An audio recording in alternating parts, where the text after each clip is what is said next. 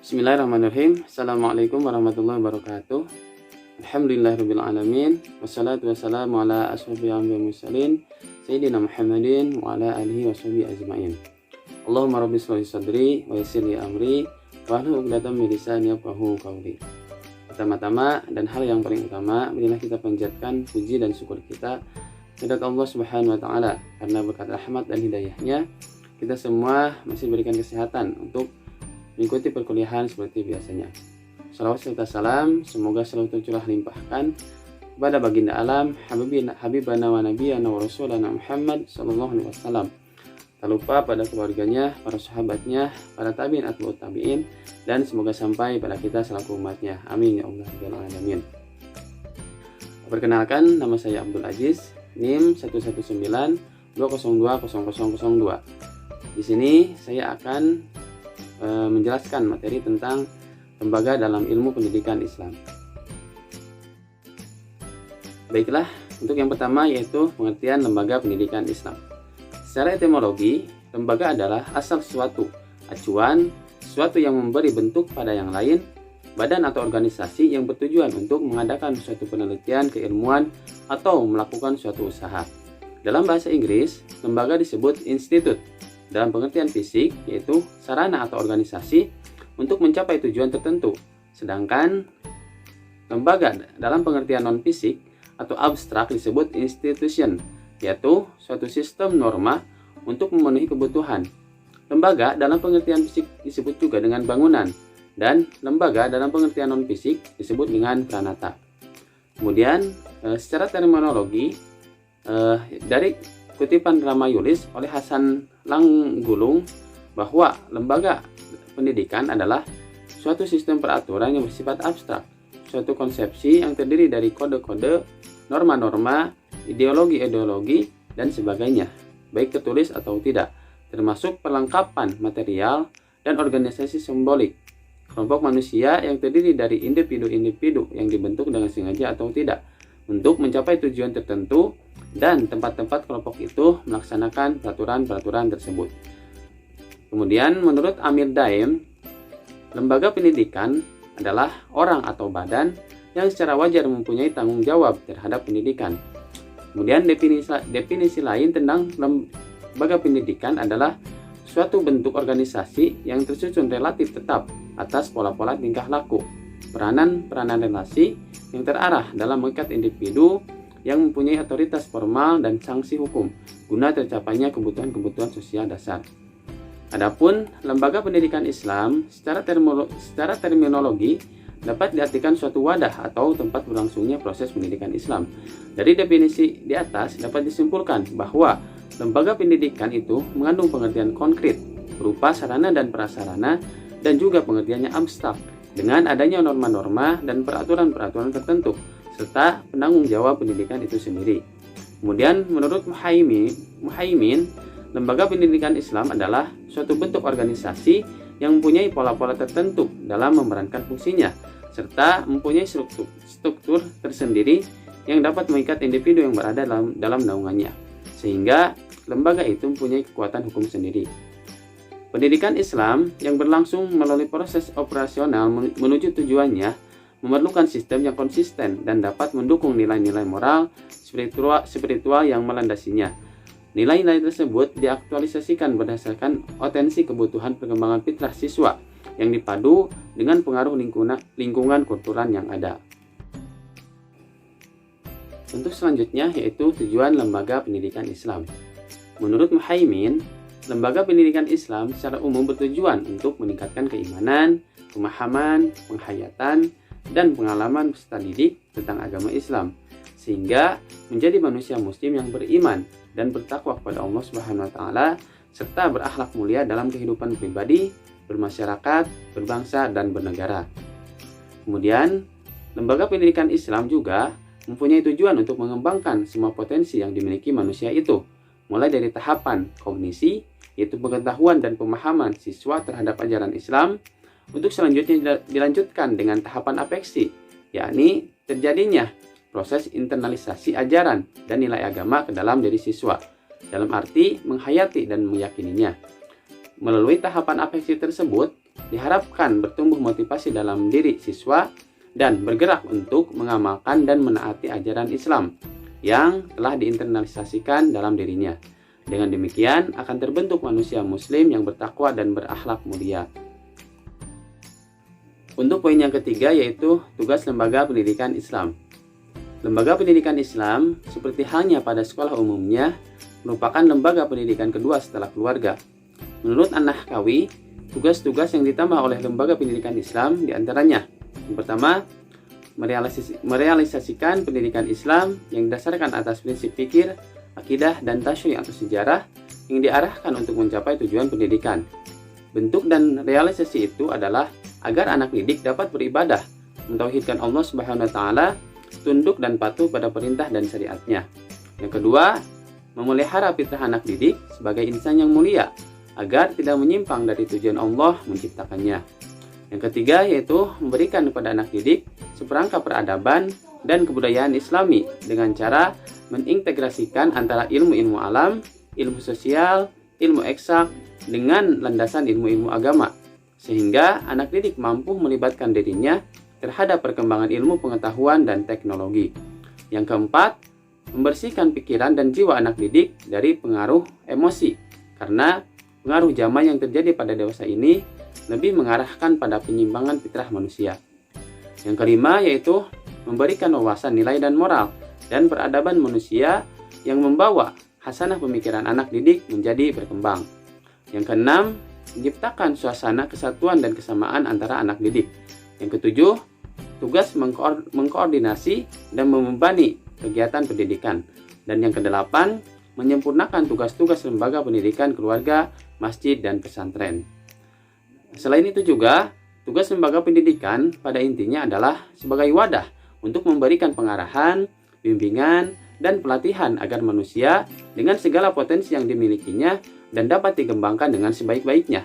Tugas lembaga pendidikan Islam yang terpenting adalah dapat mengantarkan manusia kepada misi penciptaannya sebagai hamba Allah, sebagai khalifah fil ardh atau khalifah di muka bumi, yaitu seorang hamba yang mampu beribadah dengan baik dan dapat mengembangkan amanah untuk menjaga dan untuk mengelola dan melestarikan bumi dengan mewujudkan kebahagiaan dan kesejahteraan seluruh alam.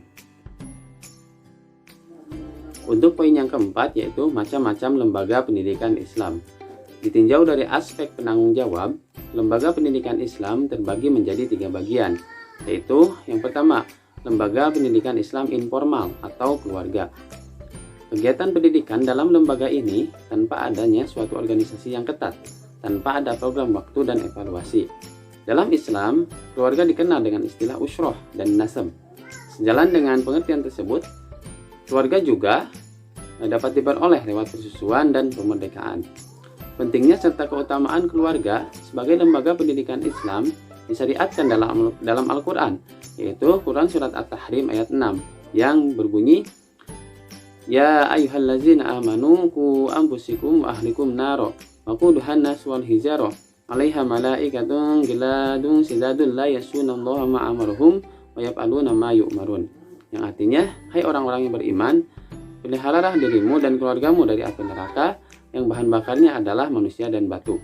Penjaganya malaikat-malaikat yang kasar, keras, dan tidak mendurhakai Allah terhadap apa yang diperintahkannya kepada mereka, dan selalu mengerjakan apa yang diperintahkan. Melihat peran yang dimainkan oleh lembaga pendidikan keluarga tersebut, maka lembaga pendidikan keluarga disebut lembaga pendidikan primer, utamanya untuk masa bayi dan masa kanak-kanak sampai usia sekolah. Dalam lembaga ini, sebagai pendidik adalah orang tua, kerabat, famili, dan sebagainya. Orang tua selain sebagai pendidik, juga sebagai penanggung jawab. Yang kedua yaitu lembaga pendidikan Islam formal, yaitu sekolah atau madrasah. Pengertian lembaga pendidikan Islam formal adalah apabila dalam pendidikan tersebut diadakan di tempat tertentu, teratur, sistematis, mempunyai perpanjangan dan dalam kurun waktu tertentu, berlangsung mulai dari pendidikan dasar sampai pendidikan tinggi dan dilaksanakan berdasarkan aturan resmi yang telah ditetapkan. Sementara, menurut Hadari Nawawi, Lembaga pendidikan formal dikelompokkan pada lembaga pendidikan yang kegiatan pendidikannya diselenggarakan secara sengaja, berencana, sistematis dalam rangka membantu anak dalam mengembangkan potensinya agar mampu menjalankan tugasnya sebagai khalifah Allah di muka bumi. Kemudian di negara Republik Indonesia ada 3 lembaga pendidikan yang diidentikan sebagai lembaga pendidikan Islam, yaitu pesantren, madrasah, dan sekolah milik organisasi Islam dalam setiap jenis dan jenjang yang ada.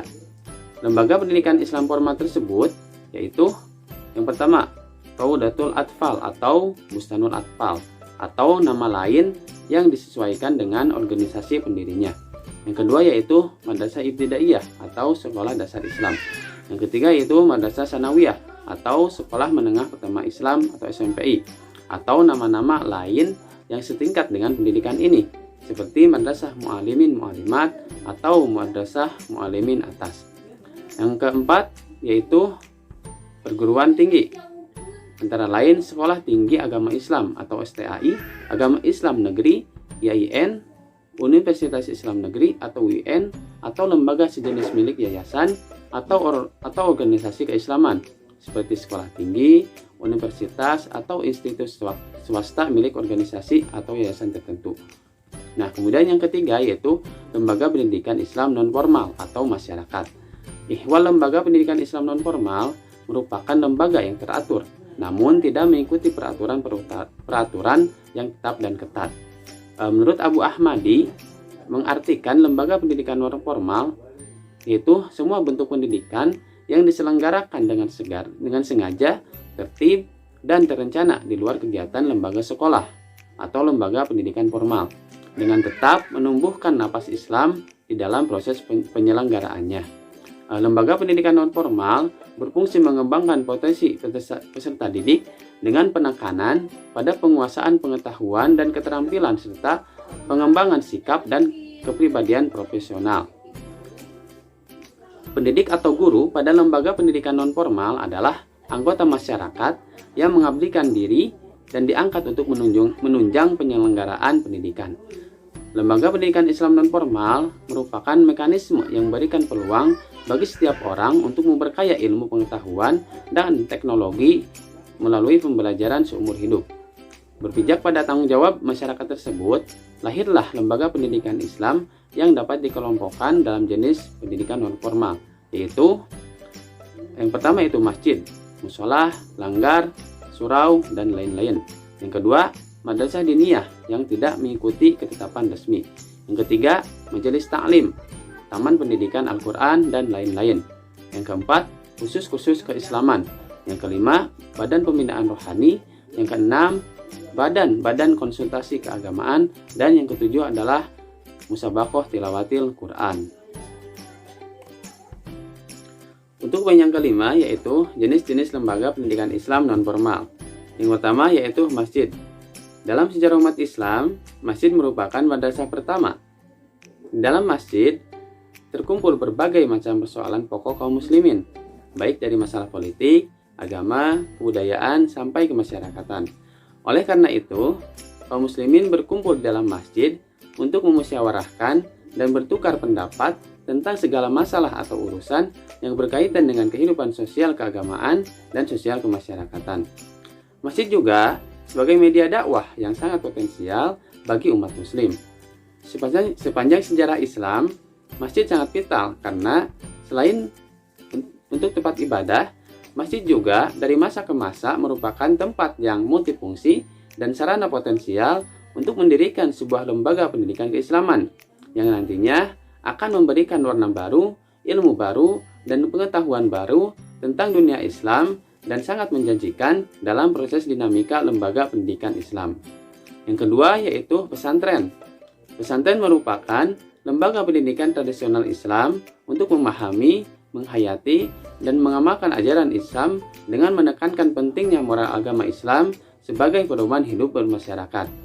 Dari perspektif pendidikan, pesantren merupakan satu-satunya lembaga pendidikan yang tahan terhadap berbagai gelombang modernisasi, karena kehadiran pesantren tidak dapat dipisahkan dari tuntunan umat. Tujuan utama pesantren adalah menciptakan kader-kader mubalik yang diharapkan bisa meneruskan misi dalam perjuangan dakwah Islam. Di samping itu juga diharapkan bahwa mereka yang belajar di pesantren dapat menguasai ilmu-ilmu keislaman yang telah diajarkan oleh para kiai atau para ustadznya. Yang ketiga yaitu madrasah diniyah.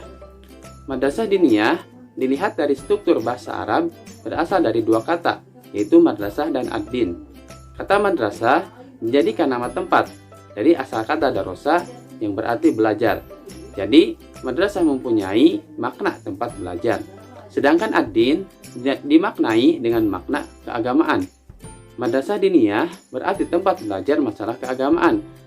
Dalam hal ini, agama Islam. Madrasah diniyah adalah lembaga pendidikan yang memberikan pendidikan dan pengajaran secara klasikal yang bertujuan untuk memberi tambahan pengalaman agama Islam pada pelajar-pelajar yang merasa kurang menerima pelajaran agama Islam. Dan yang keempat yaitu majelis taklim. Majelis taklim bila dilihat dari struktur organisasinya termasuk organisasi pendidikan luar sekolah, salah satu lembaga pendidikan Islam yang bersifat non-formal, yang senantiasa menanamkan akhlak dan meningkatkan ilmu pengetahuan serta keterampilan para jemaahnya untuk memberantas kebodohan umat Islam agar dapat memperoleh kehidupan yang bahagia dan sejahtera serta diridhoi oleh Allah Subhanahu wa taala. Majelis taklim bila dilihat dari segi tujuannya termasuk lembaga atau sarana dakwah Islamiyah secara teratur dan disiplin agar dapat mengatur dan melaksanakan kegiatan-kegiatannya. Sebagai institusi pendidikan Islam yang berbasis masyarakat, peran strategis majelis taklim terutama terletak dalam mewujudkan learning society, yaitu suatu masyarakat yang memiliki tradisi belajar tanpa dibatasi oleh usia, jenis kelamin, tingkat pendidikan, juga dapat menjadi wahana belajar serta menyampaikan pesan-pesan keagamaan, wadah mengembangkan silaturahmi, dan berbagai kegiatan keagamaan lainnya bagi semua lapisan masyarakat.